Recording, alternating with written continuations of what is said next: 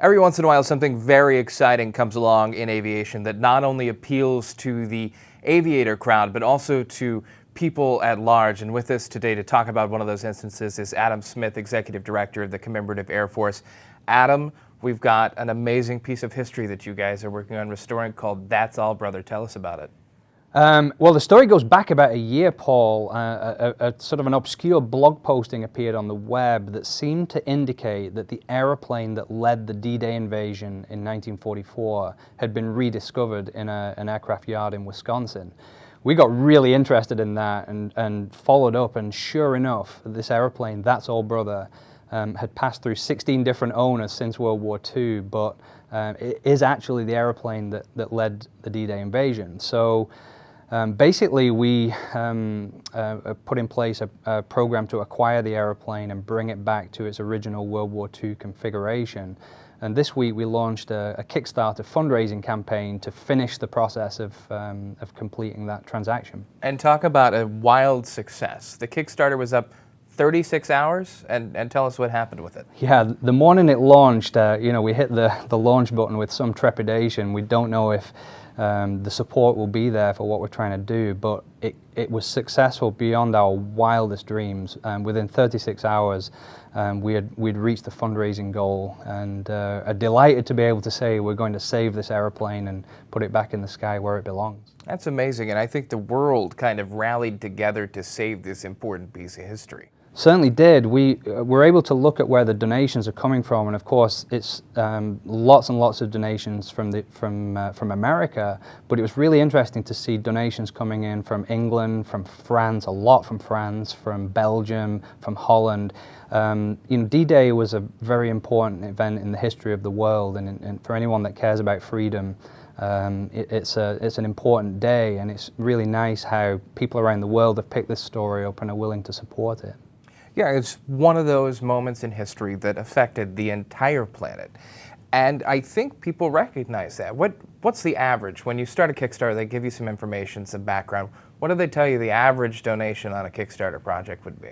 Yeah, they've raised about $1.5 billion through Kickstarter over the last 4 years, and the average donation is about $25 to a project, and we've been really thrilled with the fact that with our project the average donation has been $160.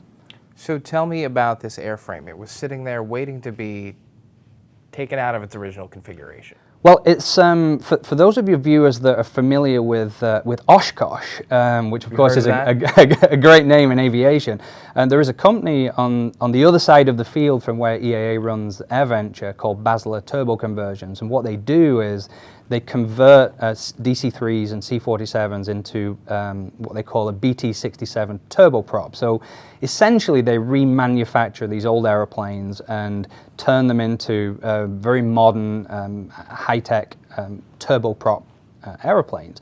So they keep a stock of old airframes that they rotate through and turn into new airplanes, and really they tear them apart.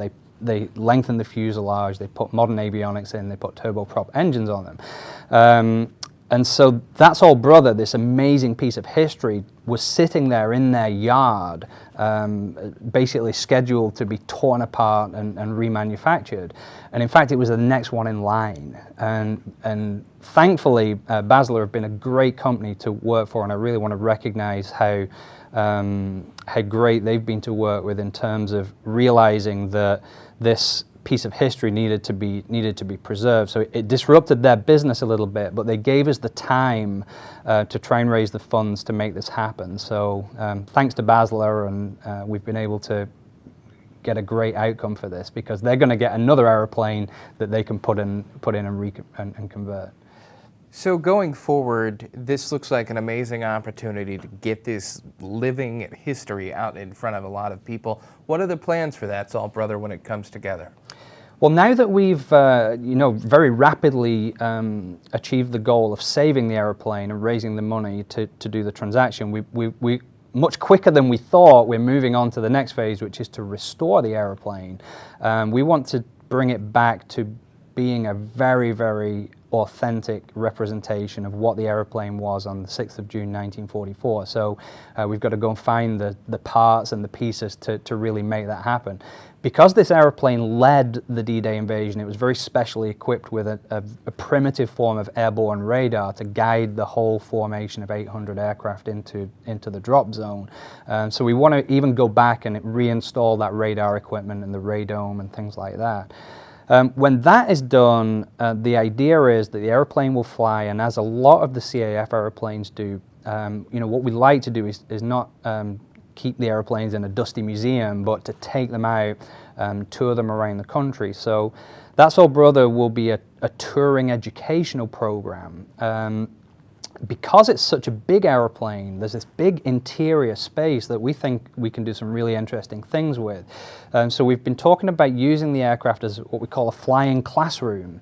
So if you can imagine that school children will come out to the airport, get on board That's All Brother, we can darken the interior and take them back in time so that they can have an experience that makes them think about what it was like to jump out of this airplane into France in 1944. That's amazing. You know, you really get this sense of history when you're in one of the CAF's airplanes.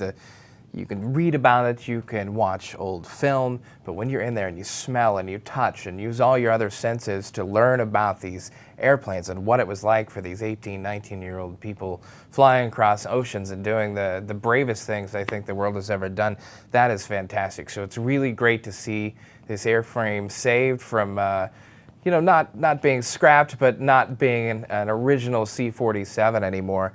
Adam, anything that the public and aviators can do to help this project along? Well, first of all, I would like to say a huge heartfelt thank you to everybody that supported the campaign, everybody that has spread the word through social media and shared the video and things like that, because that all helps to promote what we're trying to do.